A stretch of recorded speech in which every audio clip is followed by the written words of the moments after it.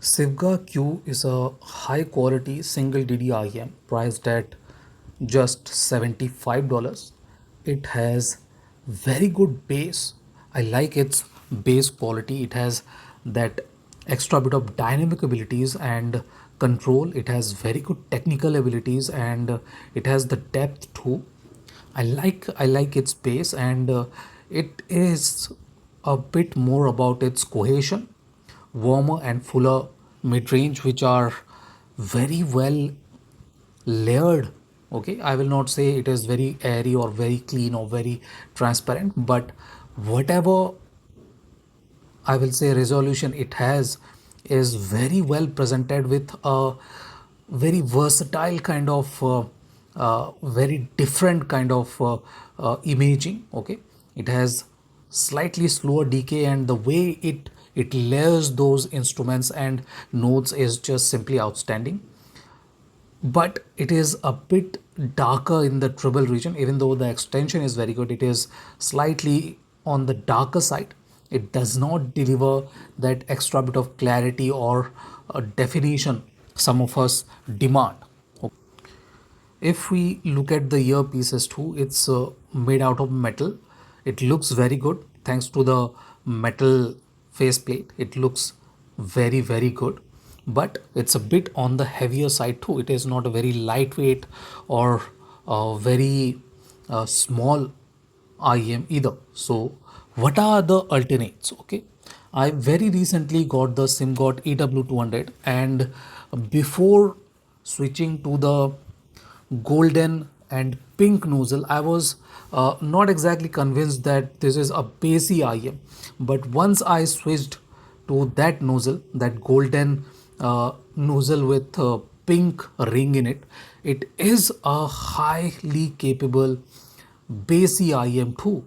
The versatility it brings in with its tuning nozzles is much better than other IEMs in this price range, in other price ranges too. It is very good, and I am liking the way this IEM is keeping its composure, its definition and resolution without being swayed by the coloration. Okay, that is a great thing about this IM. If we talk about its sound quality, it has very similar kind of resolution when it comes to bass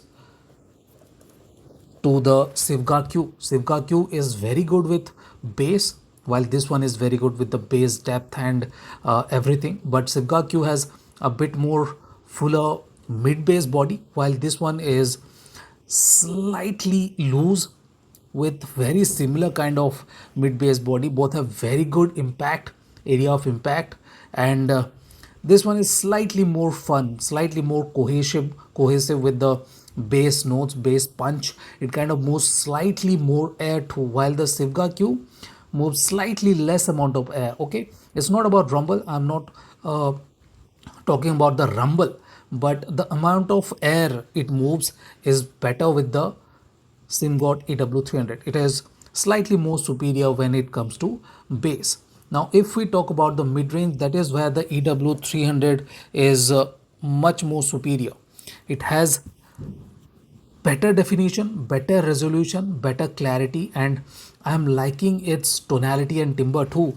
While the Sivga Que is very cohesive and a bit more on the organic side, Simgot EW300 is not unnatural either. It is very organic, not as much as the Sivga Que, but it still is very organic and very cohesive. I really like the tonality and timbre, and it does not feel like a bit more forward like the Sivga Que. Sivga Que can sound more forward, while this one is not a forward sounding IM when it comes to the mid-range. If we talk about resolution and definition, that is where this IM is much better than the Sivga Que. And even though this is slightly heavier thanks to its set of drivers, it is not as heavy as the Sivga Que. And if we compare the earpiece sizes, you guys can definitely see Sivga Que is the bigger IM here.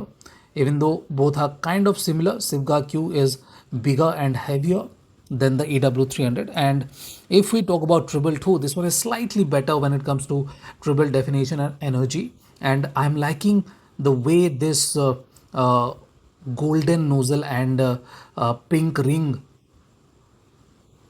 is tuned. Okay, it's a very good sounding nozzle for a bass head with a bit more resolution and definition at this point of time. So this is my comparison of Sivga Q and Simgot EW300. Thank you for watching, guys. Have a nice day. Enjoy.